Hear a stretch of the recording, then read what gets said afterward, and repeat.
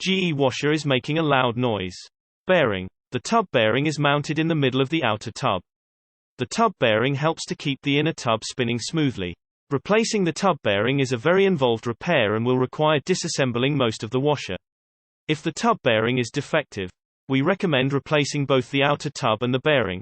Rear drum with bearing. The rear drum has a bearing or bearings in it to keep the inner tub spinning smoothly.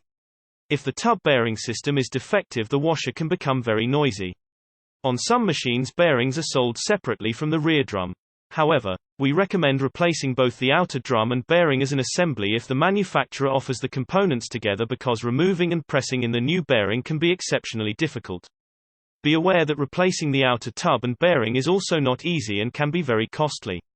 Tub bearing. The tub bearing is mounted in the middle of the outer tub. The tub bearing helps to keep the inner tub spinning smoothly. Replacing the tub bearing is a very involved repair and will require disassembling most of the washer. If the tub bearing is defective, we recommend replacing both the outer tub and bearing as an assembly if the manufacturer offers the components together. Tub seal and bearing kit. The tub bearing is mounted in the middle of the outer tub. The tub bearing helps to keep the inner tub spinning smoothly. If the washer is noisy during the spin cycle or is leaking from the bottom of the tub near the transmission, the tub seal and bearing are likely defective. Replacing the tub bearing is a very involved repair and will require disassembling most of the washer. If the tub bearing is defective, we recommend replacing the outer tub and bearing at the same time. Belt kit. One of the drive belts might be defective. Over time, the drive belt can dry out and start to crack or burn. Eventually, a piece of the belt can break off, causing the belt to make a loud noise whenever the motor is running.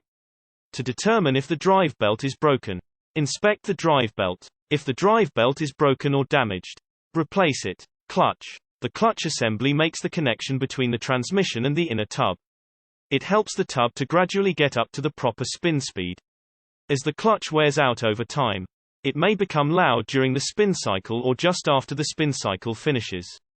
The clutch is not repairable if the clutch is worn out. Replace it. Drive belt. The drive belt might be defective. Over time, the drive belt can dry or burn out and starts to crack. Eventually, a piece of the belt can break off, causing the belt to make a loud noise whenever the motor is running. To determine if the drive belt is broken, inspect the drive belt. If the drive belt is broken or damaged, replace it. Motor coupling. The motor coupling might have failed. The motor coupling connects the motor to the washer transmission. If the washer is overloaded, the motor coupling will fail in order to protect both the motor and transmission. The motor coupling can also fail due to normal wear. Inspect the motor coupling to determine if it is broken. If the motor coupling is broken, replace it. Transmission. The washer transmission might be worn out or defective. Transmissions have gears in them that can fail to cause the washer to be noisy during operation. However, this is almost never the case. Before replacing the transmission, first, check all of the other more commonly defective parts.